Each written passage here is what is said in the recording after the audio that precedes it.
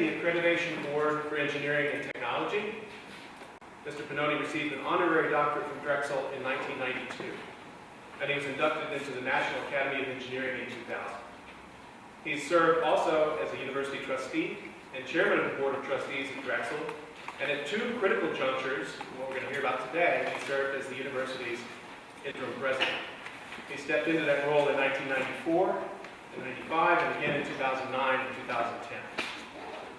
In researching the book, Building Drexel, I had the wonderful opportunity to sit down with Chuck twice. The first interview went so well, I asked him if he'd come back and do another one.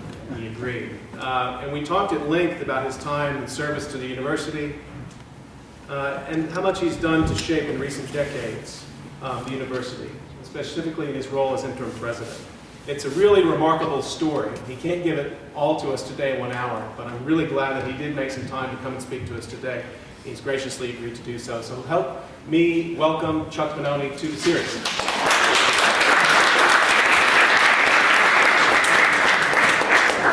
Thank you, Scott. The problem I'm having is between reading the book and what's in the book. And now with that introduction, I don't know what I'm going to say. This is a university, so I do have some questions. Does anyone know what today is? Something very close to Drexel. Today is St. Catherine Drexel's Saint Day. It's my birthday. It's your birthday? It's the same as hers. And March 1st was the 51st anniversary of founding of Pannoni Associates, the engineering firm that I founded as a one-person structural engineer 51 years ago. And it's hard to believe that 51 years have passed. And that in and of itself is very, very interesting. But let me talk a little bit about Drexel. One of the things that my friend Eric Zilmer suggested is, why don't you put up an overhead of all of the presidents? And I discussed it with Scott, and incidentally, Scott, thank you for inviting me to speak today. I discussed it with Scott, and Scott thought it was a good idea. But I added something. From reading the book, I added just one or two words on the challenge each of the presidents faced, just to show that everyone had a challenge, and every challenge was a little bit different. And of course, if you look at 94, 95, Pannoni was stabilized, but in 09 and 10, it was momentum. In other words, Papadakis was doing so many things, a lot of people were worried about the momentum stopping, so I felt it was important there was to keep the momentum going. And one of the things that I tried to do was identify some of the challenges in 94. Everyone really knows them, and if you read the book, which I recommend to everyone, it's an excellent book, and whoever came up with the idea of a different author for every chapter, that was genius. That really made the book so much more enjoyable and so much knowledge in that book. Declining enrollment, of course, the demographics at the time were pretty bad. The 18-year-olds were on the decline, particularly in this part of the country. Student quality, and I'll talk about each of these again later, but interesting situation I had to deal with was a student with SATs of 660 that was having a little problem here at Drexel, and everyone was afraid to deal with that particular student, so it rose up to the president's office, and we had to let the individual go. Kicking and screaming, but it was the right thing for the individual and for the university. Deficit finances, the university had deficits for a number of years, and my friend Bruce Eisenstein, whom I don't see here, Bruce said he would be here. He and I used to talk about the financing here at Drexel quite a bit. No raises, morale was low. Frankly, one of the things that bothered me more than anything else was morale. I think people should be proud of where they work, part of their institution or organization. And morale gets contagious. If it's going down, that gets contagious. If you turn around and bring it up, that gets contagious just as well. Union grievances, there were 7 grievances filed against Drexel by Teamsters 115, and I'll talk a little bit about that in my background and how my background helped me deal with that. And deteriorating physical plant, which was really interesting. You notice I don't say anything about academic programs. I always felt that the academic programs at Drexel were quality programs that were strong, even during Drexel's really tough times. And And I really give that credit to the professors, the faculty. The faculty were going to do their job and do it well. And I've always admired the faculty for that. I think I must have done something wrong here because it's not advancing.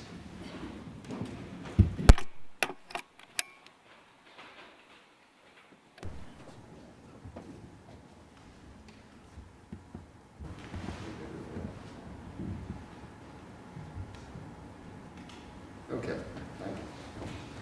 Scott Felt, I should tell you a little bit about my background. That says why I ended up interim a couple of times. As a student, I started out at Penn State as a full-time undergraduate in engineering. I really learned, or really was exposed to every delivery method. I was full-time undergraduate at Drexel, and then I got married when we were kids. I mean, full-time undergraduate at Penn State. We got married when we were kids. I was 14, she was 13. And finished my senior year here at Drexel University, which I never heard of, incidentally, but I was working for the Dean of Engineering at Penn State in the laboratory. And he suggested Drexel to finish my last year part-time. And I said, what's Drexel? And that's how I ended up at Drexel. And after getting my undergraduate degree, evening, part-time, while working full-time during the day, I went on part-time in the College of Engineering, got a master's degree. And I was a structural engineer, and I used to read a lot of books on structural failures. And the vast majority of structural failures are connections. Now, ask me, how many courses did I have in connection design, undergraduate and graduate? And I see Chuck Haas knows what I'm talking about. 0. None. So what did I do? Distance learning. Now, what was distance learning in the 60s? I took a course in structural steel connection design. In fact, I took 2 in structural steel, 1 in reinforced concrete. Wanted to do 1 in timber, but I never had a course in timber design, so I took a course in timber design, and then timber connections. In those days, it was called correspondence school. I signed up. They sent me a textbook, a workbook, an assignment. I did the assignment, sent it in, they graded it, send it back with another assignment, and the tests were all open book. So here's a guy who never knew I would be involved in higher education, that experienced full-time resident on campus, evening commuter, part-time, day college, which was day, evening, and weekend, and distance learning. Who would have ever guessed how much that would help me later on in life, experiencing every one of those delivery systems. As an alumnus, I became involved in the Alumni Association. I also served for many, many years on the College of Engineering Advisory Board when Dick Woodring was the dean. I served on the Civil Engineering Department Advisory Board with Bernie McNamee. Bernie came up with the idea of architectural engineering. We tossed it around in committee, thought it was a great idea, and he said, Chuck, could you put together an advisory board for that, which I did for Bernie. Also, for some reason or other, I helped out raising money for the scholarship for Dean Guiazda, which he was the dean of the evening college at the time, a very well-respected dean, and we had a fundraiser for a scholarship for him, and raised money for the Woodring laboratories. So I was in training an awful lot for being interim later on. And then at Temple University, I taught the strength and material structural design. My employer let me do it 3 times a week, 3 hours a week. Mark, that's 9 contact hours with students. Should I be tenured?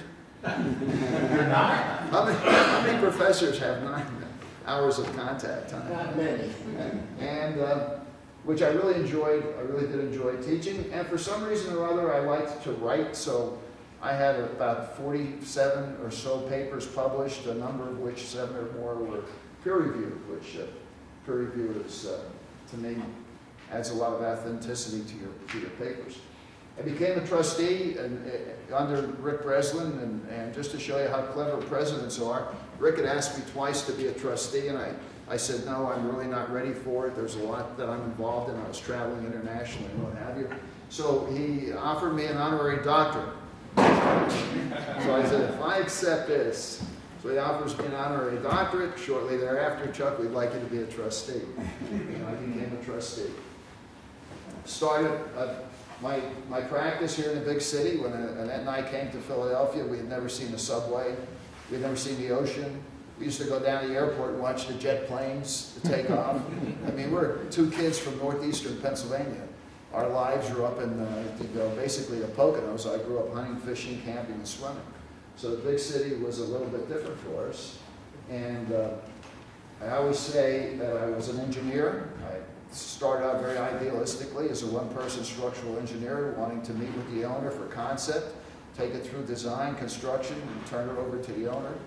And I learned as my clients wanted me to do more that you needed a team, so I started hiring people. So I was an engineer, then I was an engineer who had a business, then I was a businessman who was an engineer, then I was a businessman who happened to have been an engineer. So that's the way that all progressed. My approach to just about everything is the same. Management 101. It's what we get here in our classrooms, and incidentally, I've always had a lot of confidence in my education, and I've really applied what I've learned, I think, very well, and made very good use of it. So Management 101, plan, organize, direct, control, monitor, and check. Plan, you sit down, decide what you're going to do. In '94, I went in and met with my cabinet, and I had 6 direct reports, so I tried to learn as much as I could about every one of them and their jobs. Organize what we were going to do, so I identified a lot of the problems and how we were going to approach each of the challenges. Direct leadership, today is leadership by example. Never ask anyone to do anything that I wouldn't do myself.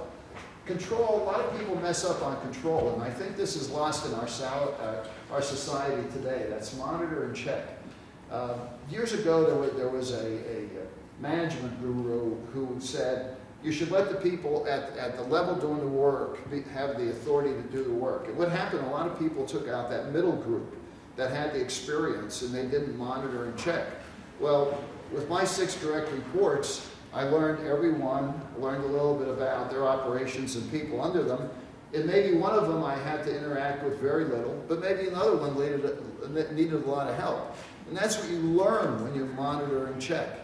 And fortunately, because of some of the jobs I had, particularly working night shift, I would walk around Drexel all times of day or night, unannounced. It could be 2, 3 in the morning, and I became very friendly with a lot of the people. But if I found somebody sleeping on the job, I would say, okay, today, but next time, we're going to send, if they're a union, we're going to send you back to the hall. And when Scott and I were walking across campus, Scott witnessed something that I'm very proud of. One of the union people cleaning the street stopped and came over and said hello. They remembered me from the days when I was here working with the people in the different areas of the university.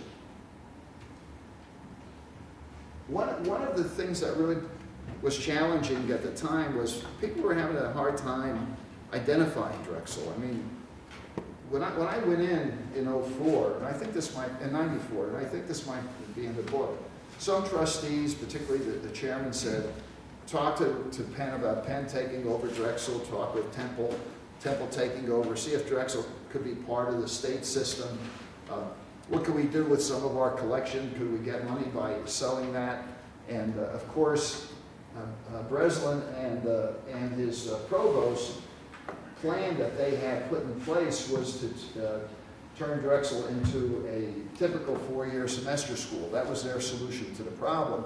And I always remember reading in the book, Mark Greenberg said, one of the faculty members said, we don't want to be like everyone else, we want to be a better Drexel.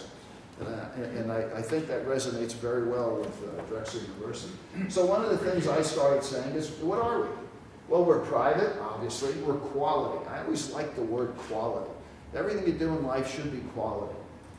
Urban, some people said it's a negative to Drexel to be here in Philadelphia. That's hurting us in recruiting. I said, Philadelphia's great. When my wife and I came here, we took a walking tour of historical Philadelphia. I would recommend it to everyone. What a great city Philadelphia is. And look what we have, the Museum of Art, the Zoo, the Academy of Natural Sciences, the Franklin Institute, Independence Hall. And we didn't have the Constitution Center back then, but we do today. I mean, they're all advantages for being at a place like Drexel University. Technology base, obviously, and that was taken to another level when Haggerty required everyone entering Drexel to have a computer, which I think was certainly a watershed event in Drexel's history, and the co-op program. I think people underestimate the co-op program. Two obvious benefits. You're going to working world, you find out what you're studying is what you really want to do, and if that's where your natural talent lies. Because if you find out where your natural talent lies, you're going to be happier and you're going to do a better job. So that's one part. The second part of that is you bring that into the classroom. You're a better student. And the whole classroom benefits from that with your experience, not to mention the fact you have a leg up when you apply for a job because you have 18 months of experience, you're going to get paid more, and employers know you, so Drexel graduates get jobs. So going back to the problems, declining enrollment, we had brought in a consultant, Dane, to help us with that. And Dane and frankly the people here at Drexel were having a hard time working together on that issue because it was a new approach, but we were struggling with that. And you'll hear a little bit more on that when I talk about Papadakis. Declining student quality, I told you about that one student, and that affects the whole classroom environment if you don't have good, bright students. Financing, one of the things I did there when I under Management 101, I said I want every expense to cross my desk. I got my arms around the revenue side of the books, and I wanted to get my arms around the expense side. And some interesting experiences. For example, I see this bill for $2,500 to correct a leaky faucet. I'm an engineer, and that'll tell you, if we have a leaky faucet in our house, I get my tools, I turn the water off under the sink, I take it apart and replace the washer and turn it back on again. $2,500 in 1994 to replace a faucet. So I'm getting into all these bills. Talk to the two people in facilities about what's going on, and we have 45 people from, and by now I get the union contract out. We have to bring in 45 people from Teamsters 115 from the hall, and then when we get beyond 45 people, if there's a need, we could either bring in more people from the union or we could go outside. So these guys said, we have 45, we're going outside. They were really anti-union. And so I talked to them about it, and I try to find out who the head of the union is. And you have to understand, I grew up in northeastern Pennsylvania. My father was a coal miner, United Mine Workers. And I can tell you, thank God for the unions. We know what the owners were doing to coal miners back in the early days. He got hurt in the coal mines, left my mother with a family of 7, so she goes to work in the textile industry. She grew up on a farm.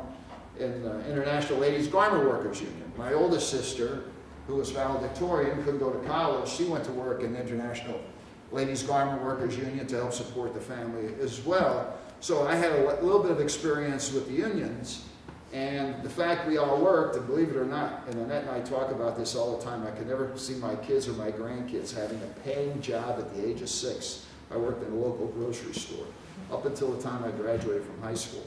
And in summers, I worked in warehouses at night, loading and unloading boxcars, tractor trailers, member of Teamsters 169. Plus, Pannoni Associates has had 2 subsidiaries. One contract I negotiated with the dock builders in North Jersey, very, very successful subsidiary. Another subsidiary I negotiated with the Carpenters Union here in Philadelphia, and you know the fame of the Carpenters Union here, and it was true. We ended up, this was for Atlantic County to Philadelphia in that corridor. I ended up having problems with the head of that union. He sued Pannoni, had to worked it all out, and shut the company down. The guy who truly was difficult to deal with. But anyway, so now I didn't have any problem meeting with the head of the union and talking with him in his language about our 7 grievances. And I invited him on campus. He brought 2 of his associates. I had the 2 union, the facilities guys that were dealing with the union there. We met in the president's conference room. And he said, I want to thank you very much. All these years we've been connected with Drexel. No one ever invited me to come to Drexel. So we sat down and I said, I'd like to address these grievances. And incidentally, the grievances impact morale as well. And I'll just give you one example of one grievance. We had a woman on housekeeping, Carmela. She had a son who was physically challenged and mentally challenged. So she had someone who would watch the son during the day, but you can imagine very difficult for someone to watch him at night. And when I talked to our facilities people about it, I said, why don't we put her on day shift? They said, you can't because of union regulations, she doesn't have the seniority. So I said to Mr. Morris, and I was brought up to call everybody Mr. I said, Mr. Morris, you're the union. Why can't we put Carmela on day shift? He said, sure, we can put her on day shift. Right. I mean, that was how bad, some of this stuff was. We resolved all 7 grievances. Didn't cost Drexel a dime.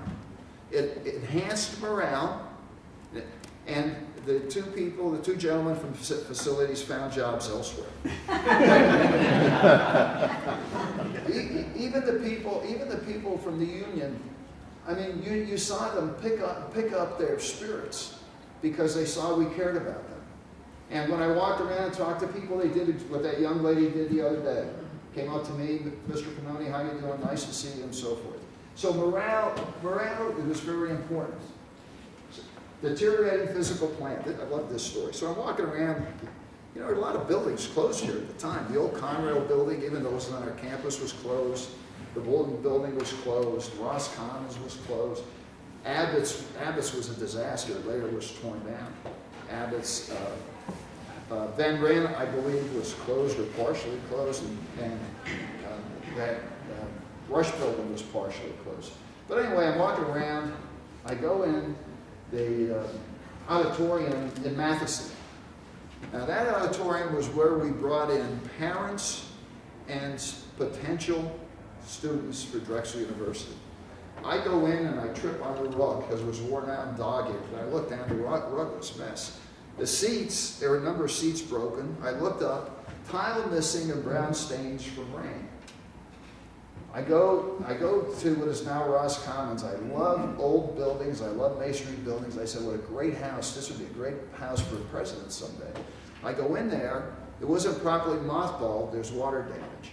Now that had wooden stairway, wooden paneling, wooden railing, hand carved. And I'm saying, this is getting damaged. Just fast forward a little bit. When Papadakis is coming, I figured this would be a good house for the president. So I did an estimate to bring it up to make it livable, $2.2 million. Now, 1994, when Drexel's budget was $110 million, and we had deficit years, 3 years, 4 years in a row, $2.2 million, I said, well, we'll take that off the table. We'll just secure the building. But I happened to go one weekend to Cleveland, Ohio on business. And in those days, as an engineer, I used to carry 2 things. Every engineer in here, how many engineers in the room? Okay, well, you all know this. Every engineer should carry 2 things, a knife and a camera.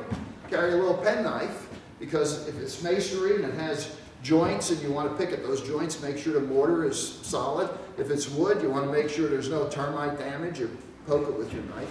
And a camera, because you want to record what's going on. So I'm walking down the street in Cleveland, and I walked by Cleveland State. I said, wow, urban school, this is beautiful. This is really nice. So I take out my camera, and I took pictures, 1994. I came back to Drexel, and I took pictures of different places at Drexel. And then the next trustees meeting, I put on the agenda, facilities review.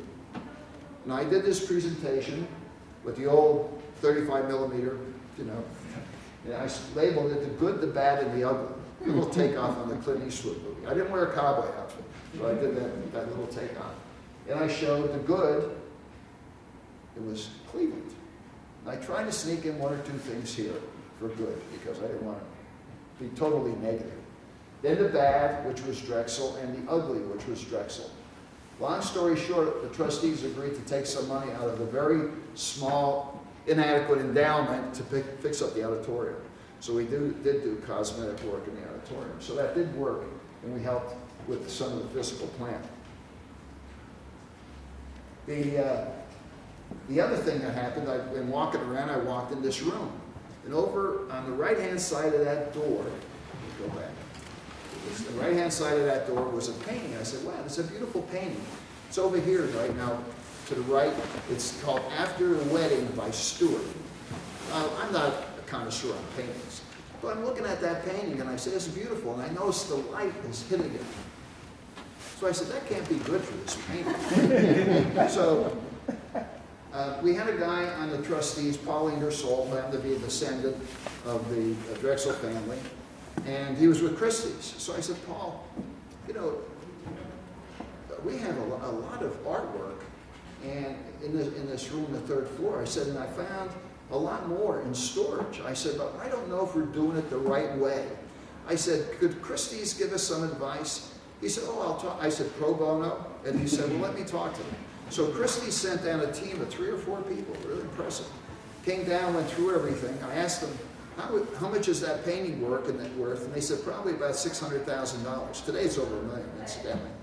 They found this wooden grandfather's clock stored away. And they said, oh, this is great. I said, what is it? This is a Rittenhouse clock from the turn of the century. Now, the turn from 1800. And I said, is it worth anything? They said, Chuck, this is not just a fine timepiece with astrology. So this is a fine example of workmanship on hand-carved wood. I said, what do you think it's worth? And they said, probably $4 to $6 million. But if you auction it, you don't know, you could get double that, right? So I said, wow, this must be really worth something. So now I'm thinking they give me a really nice written report on what we should do, temperature, humidity, and about some of our artwork. And I'm researching things, and I find out that a lot of it came from John Lankenau Hospital. When John Lankenau founded Lankenau Hospital in the 1800s, he needed a little bit of money, so he went to Anthony J. Drexel, his brother-in-law, and asked him to loan him $100,000. Anthony J. Drexel, being very clever, says, I'll give you $100,000 if you will your art collection to Drexel. So when John Lankenau died, we got his art collection, which was a lot of the good stuff that he had. So anyway, engineers are taught to check. So I said, how do I know what Christie's telling me is really the best? So I find out there's another company called Sotheby's. So I get a contact with Sotheby's. I asked them if they would come in. They sent down a team, 3 or 4. They come up with a report, almost identical to Christie's, on what we have and what we should do and what we're doing wrong. And I together with the chairman of the board of trustees, George Ross, and I said, George, you know, I think we need to do something about this. It's very valuable. So he put together a committee chaired by trustee Corbin McNeil, who at the time was president of Philadelphia Electric before it became PECO. And George brought in some family members. They went through the reports, they toured everything, they got some money together, and we started to make changes, which was the beginning of some changes. And Talkie really got into it later on when he became president. So that was part of the neglect. People weren't paying attention to it. The collection is absolutely fabulous. So now let's fast forward a little bit. Talkie Papadakis. I didn't mention all of my background. I also was president of the American Society of Civil Engineers in 91, 92. And one of the vice presidents was a guy named Lou Lauschy, and he was on the engineering faculty at some junior college, University of Cincinnati. And so he says to me, Chuck, would you like to come out to the university and speak to the engineers about careers in engineering? And I said, sure. So he had mentioned to his dean, Konstantin Papadakis, and he sent me the invitation. So that's how I met Talkie in 1991 at the University of Cincinnati. And we kind of hit it off pretty good with Talkie's Greek background and my Roman background. And incidentally, Talkie's mother was Italian. And I always would remind Talkie, you're 50% Italian, you're not 100% Greek. But anyway, we had a good team, Talkie and I. Those years when I was chairman, he was president. I really felt good about those years. So anyway, now we put a search committee together. Papadakis, George Ross puts it together, and I think Heidrich and Struggles out of New York is our outside consultant. So we're interviewing everybody, and nobody's jumping out at us, but somebody recommends that Heidrich approach this dean of engineering over in Cincinnati to see if he has any interest. Well, they approached him, and he said, Drexel is really in bad shape. I don't have any interest. And they were clever. They said, but that's a challenge. So that's a good challenge for you.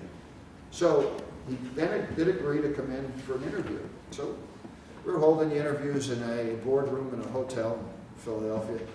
Talkie walks in the room. Anybody who knows Talkie, he walks in the room full of energy and very vibrant and vivacious, and he walks up to me, Chuck, how you doing? How you been? I said, oh my, here I am on the search committee, and this guy's coming in like we're long lost brothers. But anyway, we sat down with Talkie, and very soon it became apparent we weren't interviewing him, he was interviewing us. He had a loose leaf binder this big in front of him, and he researched Drexel. And I could say without fear of contradiction that at that point he knew more about Drexel than most people in that room. And we're very impressed. We shortlisted 4 people. Some of the people that were here at that time probably remember. 3 of the 4 agreed to come on campus for interviews. 1 said no. And when I spoke with him, he said, I feel that's a popularity contest. I don't want to be subjected to that. So we brought 3 in. Of the 3, 1 withdrew during the interviews. The faculty was particularly tough on that individual. And coincidentally, I know all 4.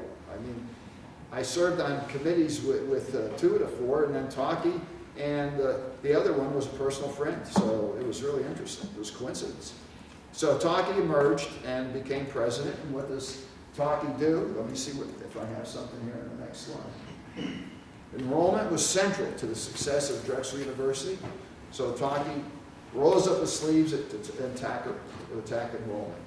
Now, one of the things that had helped me at Drexel, not regarding enrollment, but regarding many other things, was I also went through the chairs of ABET, Accreditation Board. And just to tell you two little anecdotes, when we did a program evaluation at Boğaziçi University in Istanbul, the team of 5 always meets with the president of the university. And the presidents usually have somebody on their staff research the team members, get their background.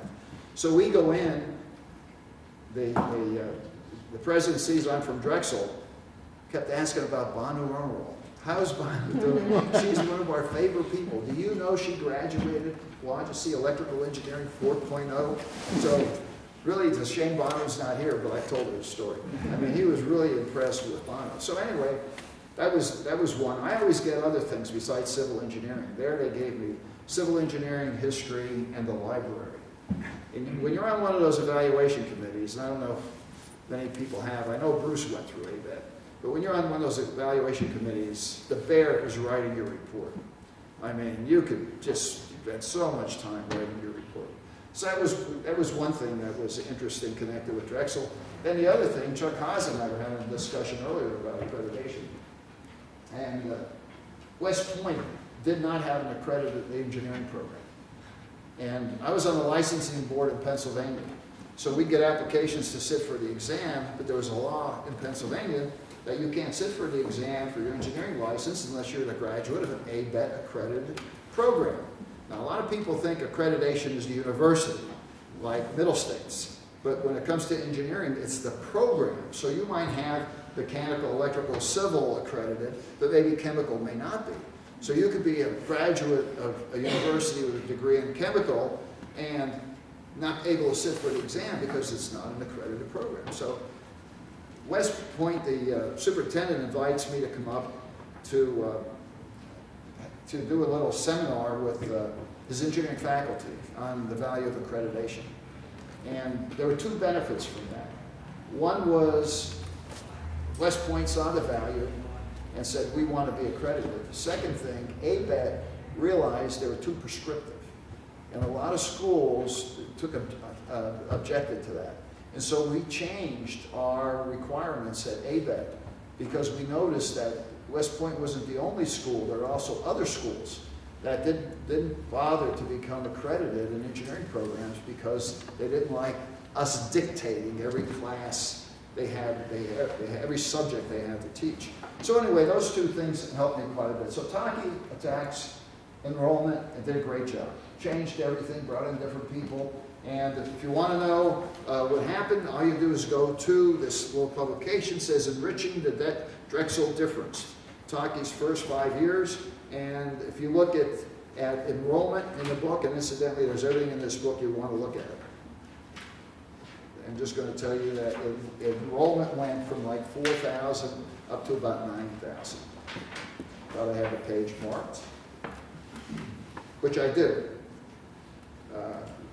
The commuters to residents went from 2,000 to 3,000. The SATs went from 1,290 to 1,350. And applications went from 3,500 to 10,400. So I won't go through them all, but you can see what happened when he rolled up his sleeves and he attacked enrollment.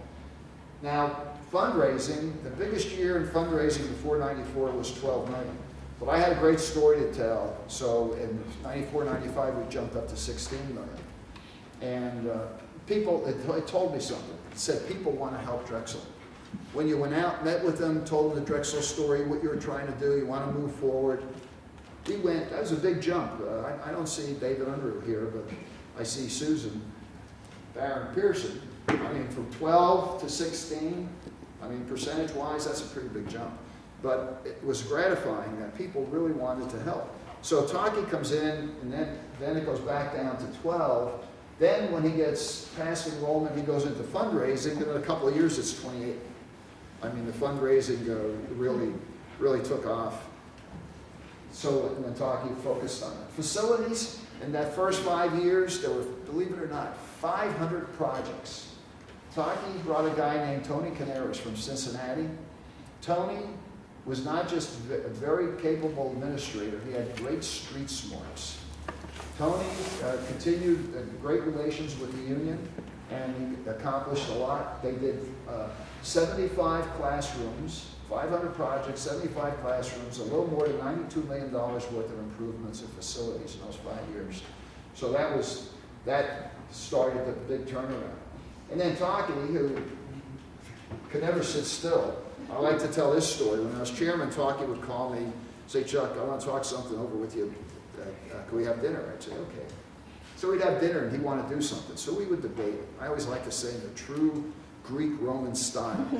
At the end of the night, I leave feeling really good. I said, Taki finally saw my point of view. First thing in the morning, I get a phone call. I said, Chuck, what are you doing this morning? Let's have breakfast. I said, what you do? Stay awake all night thinking of more things I could argue about? And he would. I mean, the guy was tenacious. I mean, he wouldn't let go. So I think we were a good team. I think it worked well. But e-learning was one of Taki's initiatives, which today is Drexel University Online. That started out as a for-profit and turned around to be folded into the university as a not-for-profit. Drexel University College of Medicine, when we were approached by Tenet to look at that, there was a lot of concern about us getting involved with medicine, and I think we did a lot of good things to bring that into the university. A lot of people don't know it, but we hired Dr. Anderson, or we hired Deloitte. I think it was Deloitte, and they did our due diligence for us. I'm saying Deloitte, but it wasn't Deloitte. It was Arthur Anderson. They did our due diligence for us, and we built some good firewalls. We had a good deal. We structured a deal where we manage it on a 3-year contract. We could extend it unilaterally a year at a time, or we could walk away, or we could fold it into Drexel. So we negotiated a pretty good contract with Tenet. There's a lot of challenges remain today with the College of Medicine. Nursing and health professions we brought into the university, as we did, and I don't have it up there, the public health. They turned out to be financially positive for the university. Turned out to be very good. Law school, a new initiative. The Drexel Network, the first one was Sacramento. The idea there was to take the education to where the people are.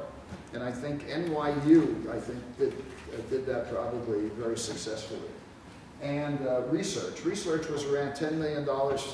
Taki took it up to about $100 million, and it's more than that today. So these are all these are all the wrong slides, because that's 209, and I'm talking about Taki. Okay, these are the things that Taki addressed, and what Taki did on it. Now, it segues into where we are in 9 and 10. In 9, Taki has cancer. Some people felt he should take a leave of absence to take care of his health. For 6 months, I was asked by Rich Greenwald, the chairman of the board of trustees, if I would come back in as interim for 6 months. I can tell you the first time I was asked in '94, I said no. I was asked the second time, no. The third time, I was called into George Ross's office at Goldman Sachs, and he said, I want you to talk with our search consultants because we feel you could give them some good input. So he introduced me to search consultant, left the room, and I was sitting there, and 45 seconds later I said, this is an interview, isn't it? And of course it was.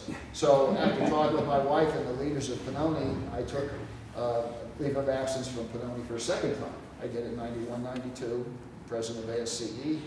I did it in 4 or 5 for Drexel, and then again in '09 for Drexel. It was supposed to be 9 months. The staff at Pannoni said, we hope it's longer because we always do well when you're not here. But anyway, now John Fry comes in. John Fry's a known quantity to us. Oddly enough, we still had 4 people shortlisted in that search as well. John was one of them. And being the president, the interim president, each one wanted to sit down and talk with me. John was at Penn. We know what he did there and how successful he was. We know Franklin Marshall, how successful. And I remember when I had a breakfast with John during the interview, he was concerned about 2 things. He said, Chuck, I have a wife and 3 kids. I want to be involved in my kids' life, my family life. I know Taki was 24/7, and I always put Drexel first and available. He said, I don't believe I could do that. He said, I'll work hard, which of course John does. He said, but I do have a family life. I said, John, when you meet with the trustees and you say that to the trustees, I think you'll be very happy with their response. And of course, most of us are very family oriented, and we put family first, so that was not a problem. Then the second thing John said, which I particularly liked, was he wants Drexel to be the most community-involved university in the United States. Now, when I went in as president in '09 and met with my cabinet for the first time, there was 14 people. We went from 6 people and 110 million to 14 people and over 800 million in budget. I remember one of the senior vice presidents said to me, who didn't know me really, and said, what do you consider to be Drexel's core values? Well, I didn't hesitate. I said, honesty, integrity, and service. And they said, what do you mean by that? And of course, I talked about it in service. I said, service to the community. I really, whether it's Pannoni or Associates or Drexel University, I think a large component of the culture of the organization is service to the community. So when John mentioned about wanting to be the most community-involved university in the United States, I said, John, I think when you say that to the trustees, again, you're going to be very pleased with the response. And when he said it, the trustees reacted very, very positively. So we did have 4 people who were shortlisted, and again, we had the typical interviews with all of the constituencies of the university, and John was by far our first choice, and the rest is history. But when John comes on board, I had to keep momentum going when I went in. John comes on board, and what he's got to do is take Drexel to the next level. Everything was work in progress. I mean, you think about it. We hadn't settled everything regarding the medical school, the Drexel network out in Sacramento, the law school, brand new, and facilities with dormitories, and the endowment, woefully small. One of the things I had done was I looked at the top 100 schools in U.S. News and World Report. I took out the publics. Then I looked at the schools that had universities that had professional schools. I looked at their endowments. Now I'm going back to 910. And the smallest endowment was $1.2 billion. And what were we in 910? I don't know. I don't know if Susan knows or Doyle knows, but I know it was under 500 million. About 450 million. About 450. Now, of that, how much is unrestricted? I'll use easy numbers for the non-engineers. If it's 100 million unrestricted and you have a 5% spending rule, right, that's 5 million into your operating budget. But if you have a $1.2 billion budget and you have 500 million unrestricted, you're putting 25 million into your operating budget, right? It's not rocket science. So to me, that's one of the biggest challenges here at Drexel is to grow that endowment and grow the unrestricted portion of the endowment. And it would help the Honors College, it would help everybody. Right? So I think I'm right on time. And let me see if I have another slide up there. No. So the best thing at this point is, I love questions. If I can't answer them, there's plenty of people here who can.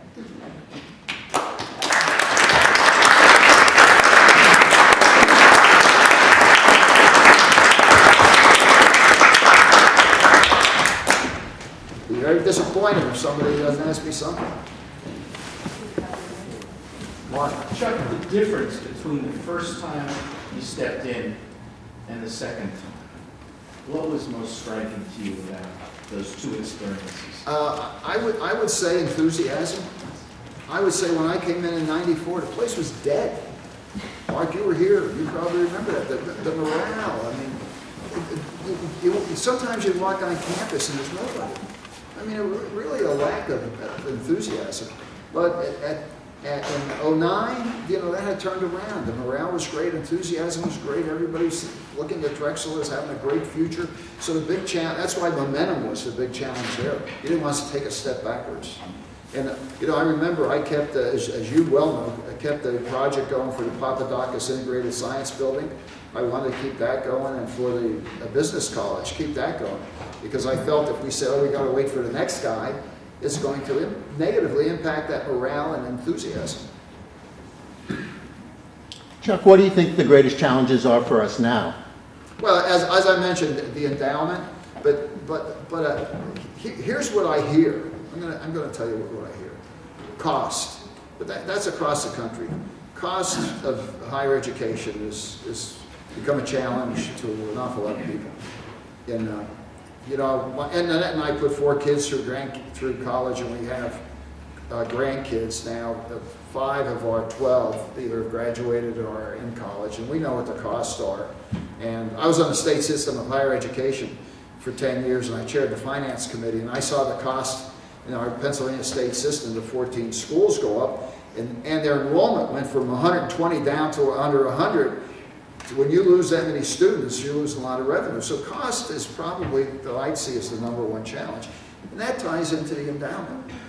Ties right into the challenge of the endowment. So I would say cost is our #1 challenge. I would say the second challenge facing Drexel University is enrollment, because I see Randy here. I totally buy into the idea of improving quality, because it's proven that persistence improves, graduation rates improves, but that's a challenge because you're competing with so many other schools, and so you have to be different. What are we offering? That's why I like co-op. We're offering something different, and so I would say that competition there is #2, and then I hate to say it, but #3 I think is the medical school, because of the affiliation agreements are a real challenge. We don't own a hospital, and I don't think we should own a hospital, but the medical industry today has a lot of challenges. If you have a medical school, you're part of it, part of those challenges. And incidentally, I was paid to wear this. John Fry said the #1 best dress was Eric Zilmer, so he paid me. If you want this sweater vest, it's the athletic department. Jill, you can tell him how to get it. He said, I want you to wear something from the athletic department. Yes? So one of the things that fascinates me hearing you speak is how you handle the transition between different careers. Typically, you know, university administrators come out of academia, but you transferred from engineering and business into a temporary role in a university. Can you just talk a little bit about how you manage that? Yeah, well, I think Although I didn't plan it, I think it was a little, my background was a little bit unique because I was exposed to higher education so much.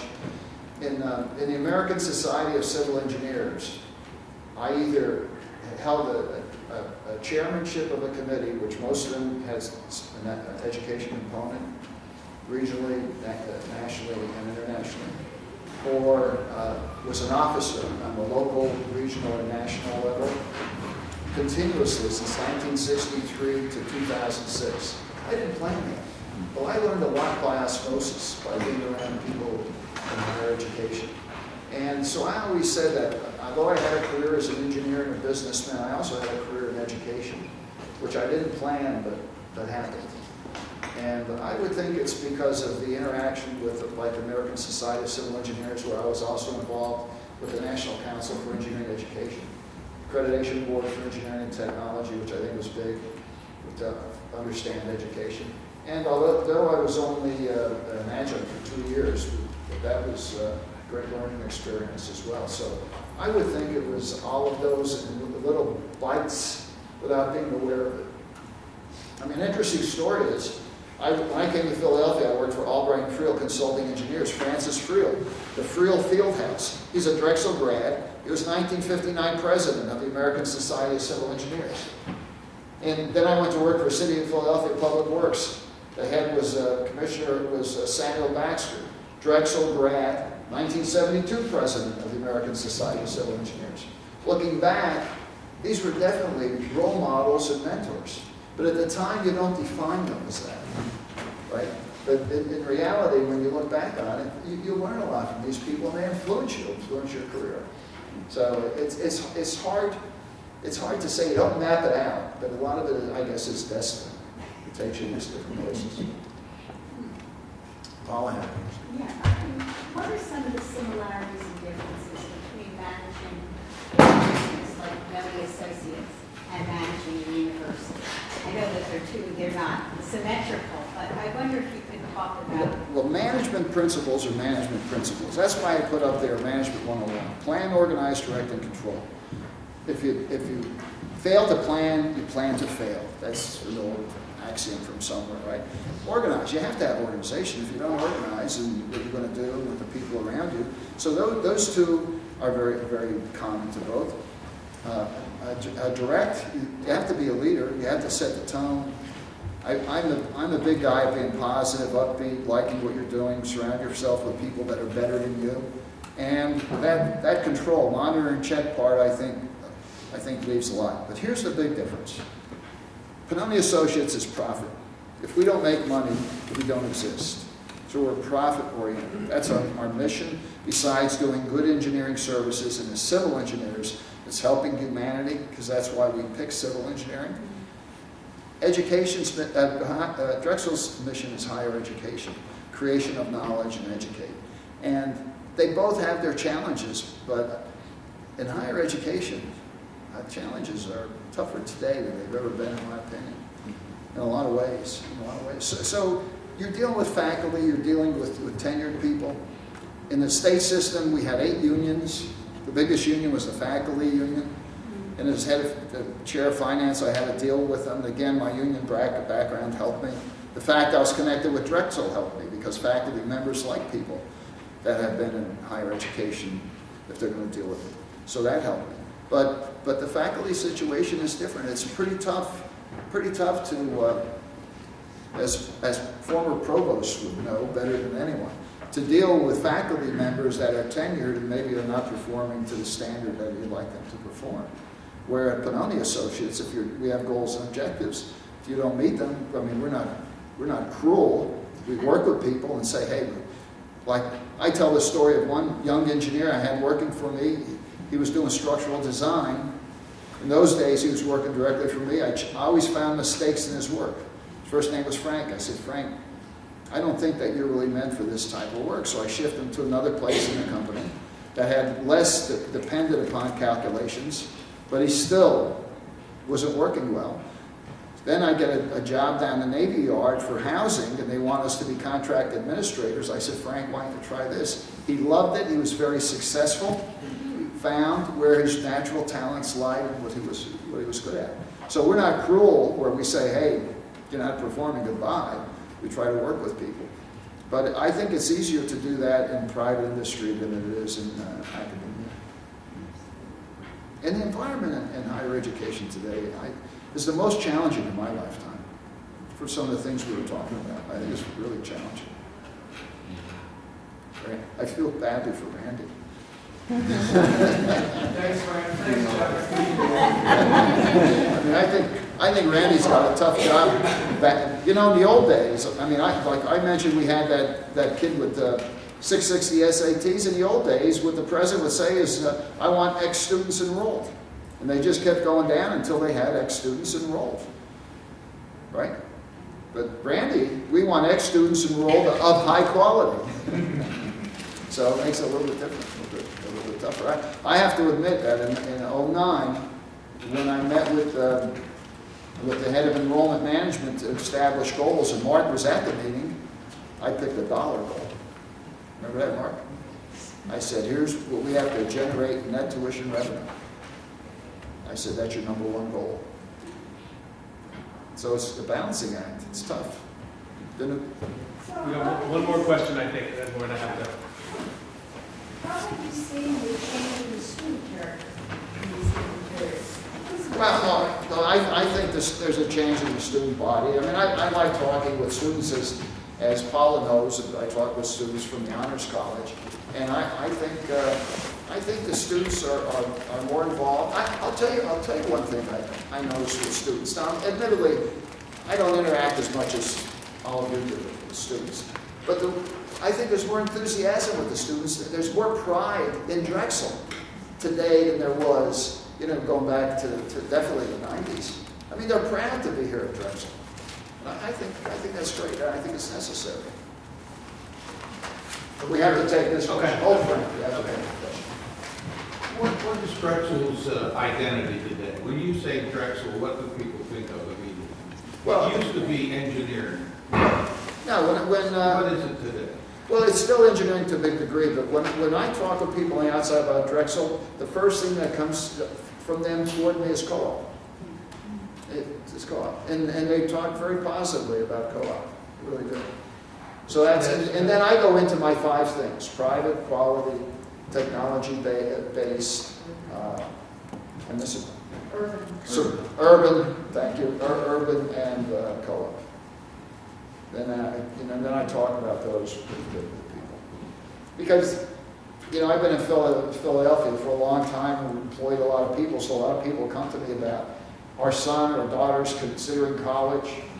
You know, what do you think about Drexel? And have occasion to talk with them. If they're interested in engineering or science, we usually take them in the office and give them a little tour. And Benoni has graduates from 123 different colleges and universities. Oddly enough, Penn State's number 1 with 106, Drexel's number 2 with 94. So they're close. Does that answer your question? No? But then I have to say, phrase your question differently. When you say Drexel, what's the first thing that people think? Co-op, I answered co-op. Co-op, that's a co-op, that's a cop-out. That's, in my world, that's what I hear first, co-op. See, Drexel is not. Let me say something. You're an employment agency. The older people say engineering, the younger people don't. And Annette and I were with some people in Cabo San Lucas, Mexico. And we're talking about Drexel, and they talk about fashion design and gaming.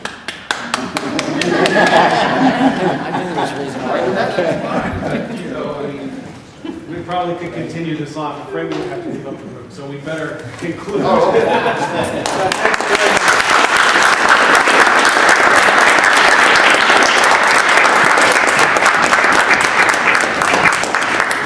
Please come back next week for Paula Morantz Cohen's talk on humanities in Drexel. She didn't know it was next week, but it is.